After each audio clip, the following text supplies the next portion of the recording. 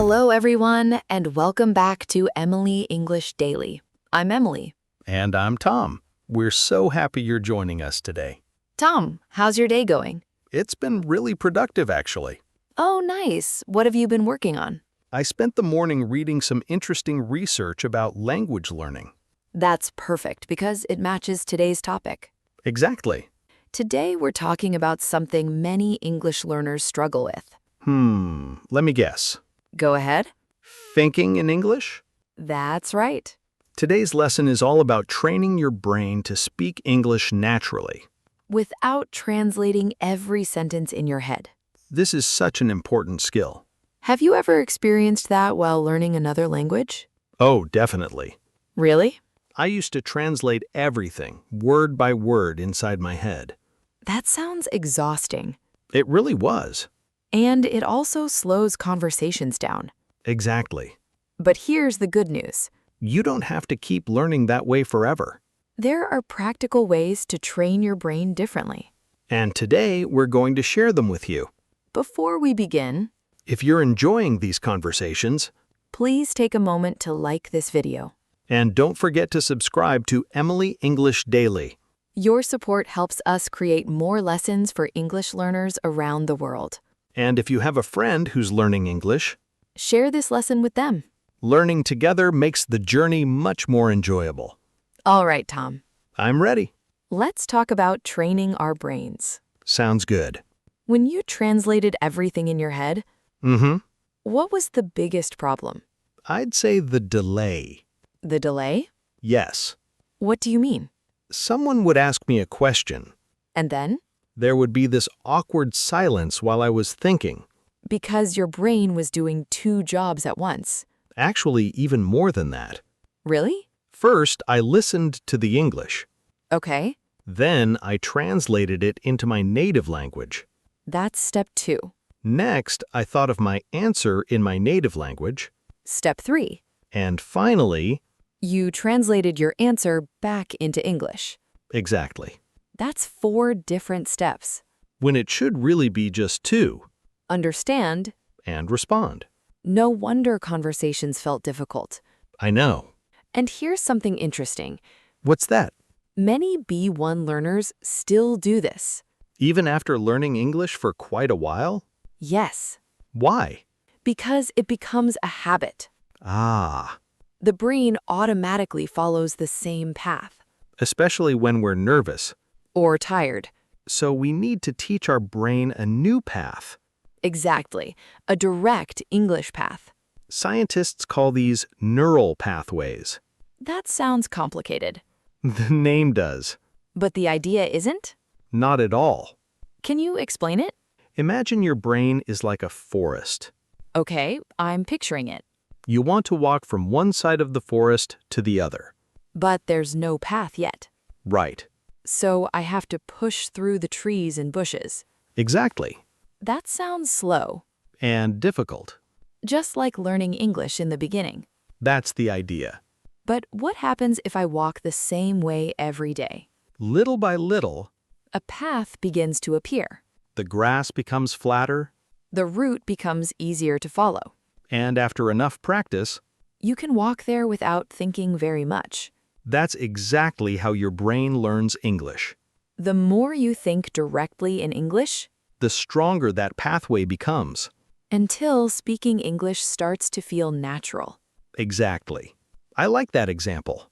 Me too. So how can we start building those English pathways? Let's begin with a simple strategy called mental substitution. Mental substitution. Yes, Tell me more. most B1 learners already know many English words and grammar patterns. So knowledge isn't really the biggest problem. Exactly. Then what's missing? Activation. Activation. The words are already inside your brain. They're just not active yet? That's right.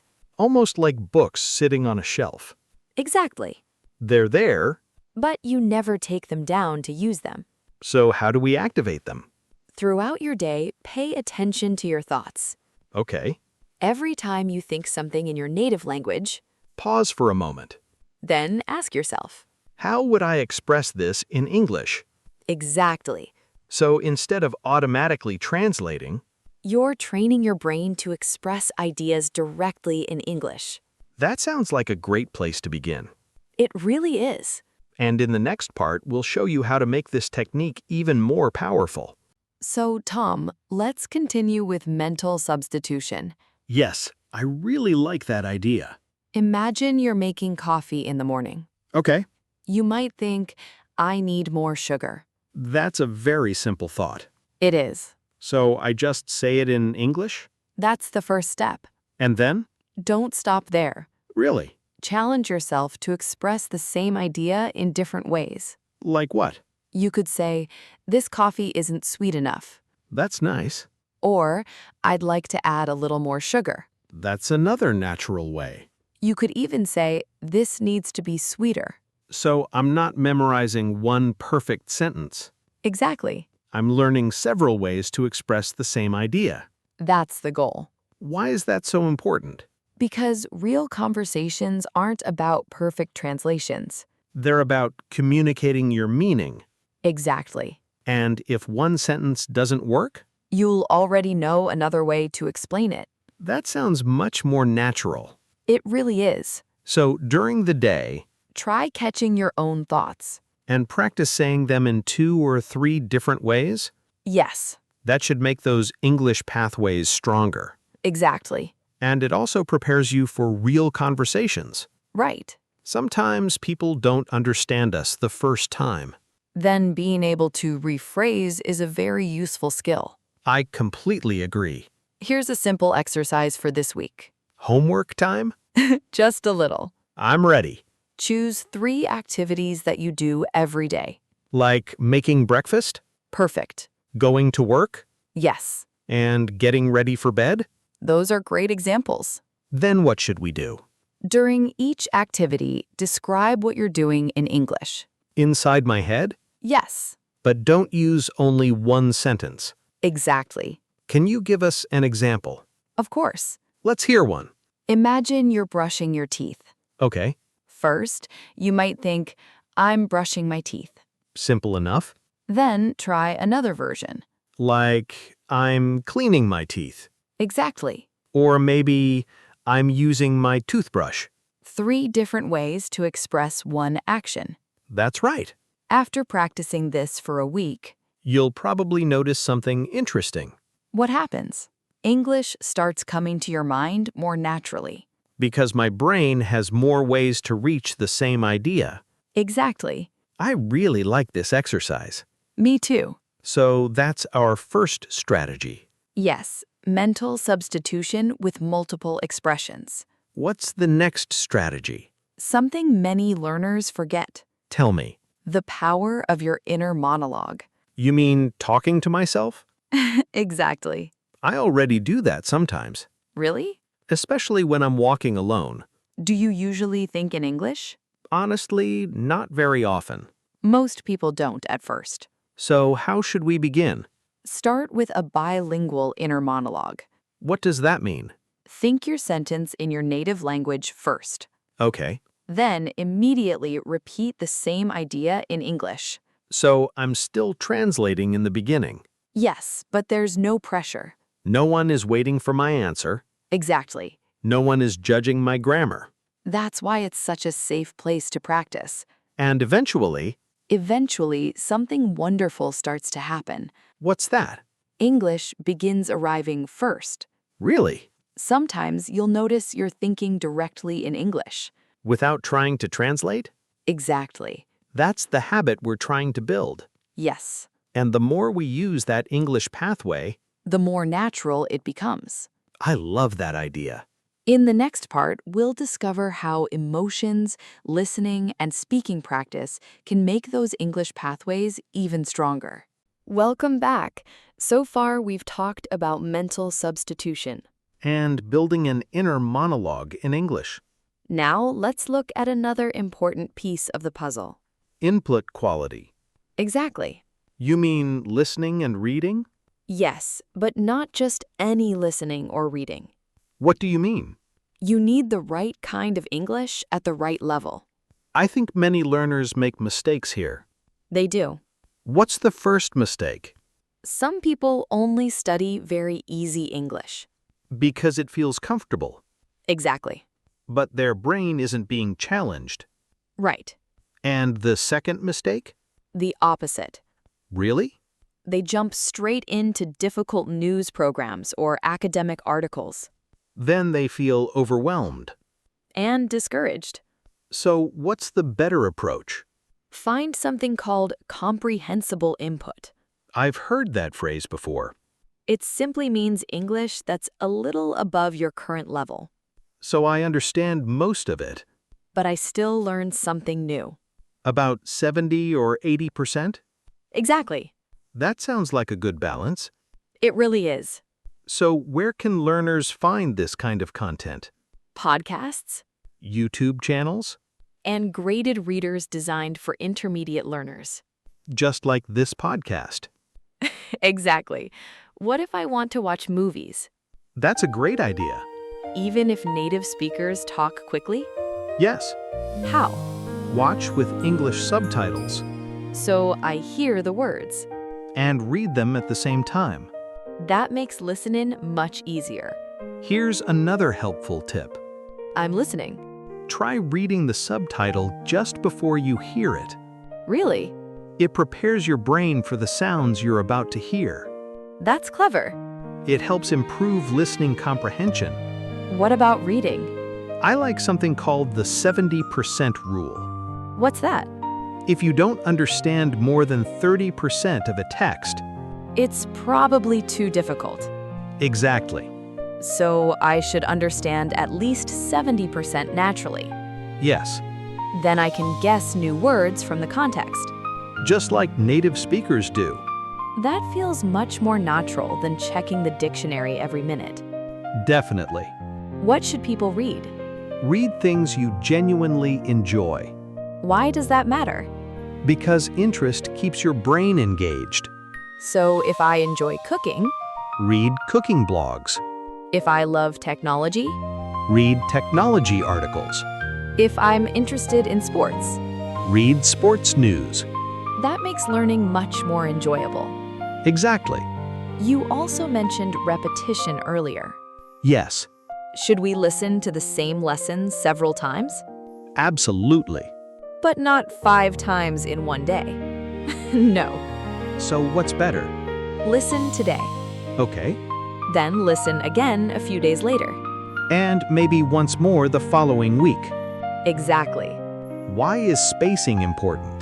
Because every time you return, your brain understands a little more. So the lesson feels easier each time. And that's very motivating. I like that. Now, let's move to something many learners find scary. Speaking. Exactly. I think that's the hardest part for many people. It is. Why? Because they're afraid of making mistakes Or sounding strange. or not being understood. Those are real fears. They are, But we can't train our brain to speak. without actually speaking. That's true. It's like learning to swim. Watching swimming videos isn't enough. At some point, You have to get into the water. exactly. So where should beginners start? Start by speaking to yourself. Out loud? Yes.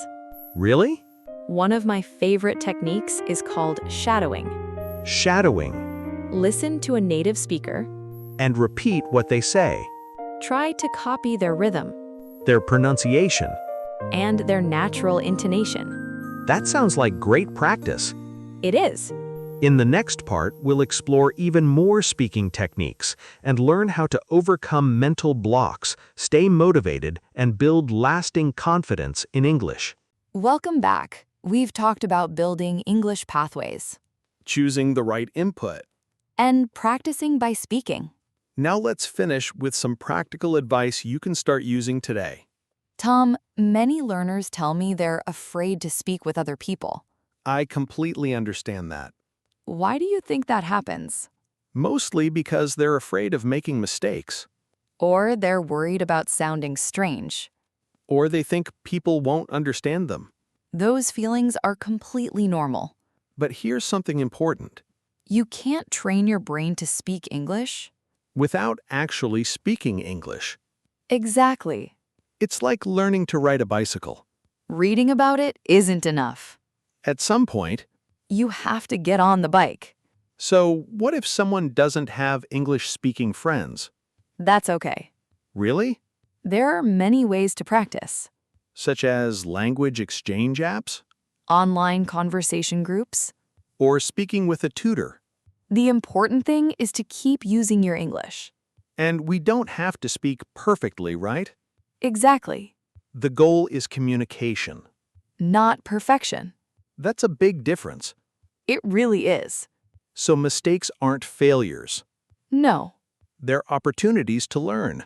Every mistake teaches your brain something new. I like that way of thinking. Me too. Sometimes, though, my mind just goes blank. Ah, the famous mental block. Exactly. It happens to everyone. Even advanced speakers? Absolutely. So what should we do? First, don't panic. Okay. Remember that the feeling is temporary. Then what? Have a few useful filler phrases ready. Like what? Let me think about that for a moment. That's a good one. Or, that's an interesting question. I like that. You could also say, how should I put this? Those phrases give us time to think, Exactly. and they keep the conversation moving. Just like native speakers do. Another thing I've noticed. What's that? Sometimes I try to say something that's too complicated. That's very common. Then I get stuck. Here's a simple solution. I'm listening. Simplify your message. Instead of searching for perfect words, Exactly. say the main idea first. Then add more details if you can. That feels much easier. It also helps your brain relax. And once I start speaking, It's often easier to continue. that's true. Before we finish today, There's one more thing we should talk about. patience. And being kind to yourself. Learning a language is one of the hardest things your brain can do. It takes time. It takes practice. And it takes consistency. Some days you'll feel like you're making great progress. Other days, It may feel like nothing is improving. those are what we call plateaus. Exactly. They can feel frustrating. But they don't mean you've stopped learning. Your brain is still building stronger connections. Even if you can't see the progress yet, Then one day, everything suddenly feels easier. I've experienced that before. So have I. That's why we should trust the process. Absolutely. Let's quickly review today's lesson. We learned about mental substitution. We practiced building an inner monologue. We talked about choosing high-quality English input. We learned the 70% rule, We explored shadowing recording yourself. and speaking out loud every day, We also learned how to overcome mental blocks. and why mistakes are part of learning. Most importantly, Train your brain a little every day. be patient Be consistent. and don't be afraid to speak. Every conversation helps your brain grow stronger. Thank you so much for spending time with us today. If you enjoyed this lesson, please like the video and subscribe to Emily English Daily. We'd also love to hear from you. Leave a comment and tell us, what's your biggest challenge when speaking English? We read every comment, and your ideas inspire future lessons. Until next time, Keep practicing, keep thinking in English. and remember, every small step brings you closer to fluency. Bye, everyone. Take care, and we'll see you in the next lesson on Emily English Daily.